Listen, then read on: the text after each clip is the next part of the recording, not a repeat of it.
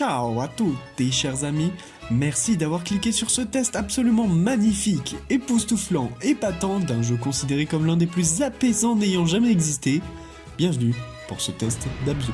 Alors Abzu, mais qu'est-ce que c'est ? Abzu, c'est un jeu sorti en 2016, développé par Giant Squid et édité par 505 Games. C'est un jeu d'aventure solo, d'exploration en troisième personne, qui se passe exclusivement dans les fonds marins. On pourra facilement le qualifier de petit frère de Journée, car conçu par le même directeur artistique, Matt Nava. C'est donc rempli d'espoir et de bonne volonté que je me retrouve en face à face avec Abzu.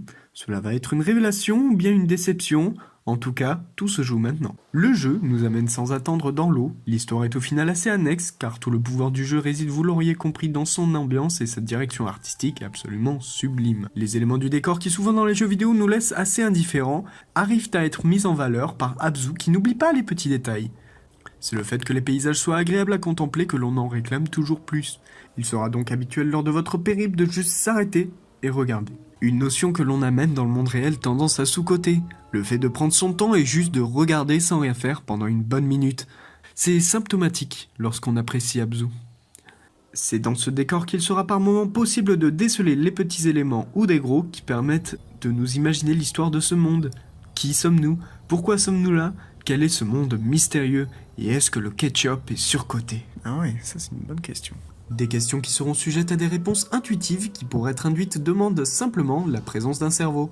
Dans cet univers isolé du reste du monde, nous sommes seuls avec la faune marine et de petits robots, qui malgré leur petite taille sont très attachants. Le jeu se joue assez facilement, mis à part les contrôles, il se laisse facilement prendre en main. Vous serez par moments confronté à 2-3 petites énigmes, mais elles sont vraiment très simples et ressemblent plus à une excuse pour explorer l'environnement qu'à de vrais défis. Le jeu se termine assez rapidement, mais pas trop non plus, il sait où s'arrêter pour éviter de se lasser. Selon Long to Beat, il se termine à environ 2 heures, perso j'en ai mis 4. Un peu long quand même. L'ambiance musicale colle complètement à l'environnement et on se laisse emballer par les objets qui nous entourent, aussi grâce au sound design. Le jeu m'a fait ressentir une sensation que je n'avais pas encore trop eu le temps d'explorer dans mon expérience vidéoludique, c'est la sensation du cocon, une atmosphère casanière que l'on n'a pas trop envie de quitter.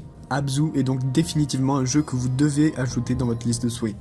Il pourra vous rendre heureux après une mauvaise expérience, c'est un excellent jeu de transition à faire entre deux gros AAA. En point positif, on peut retenir l'ambiance, une OST parfaite et une histoire légère.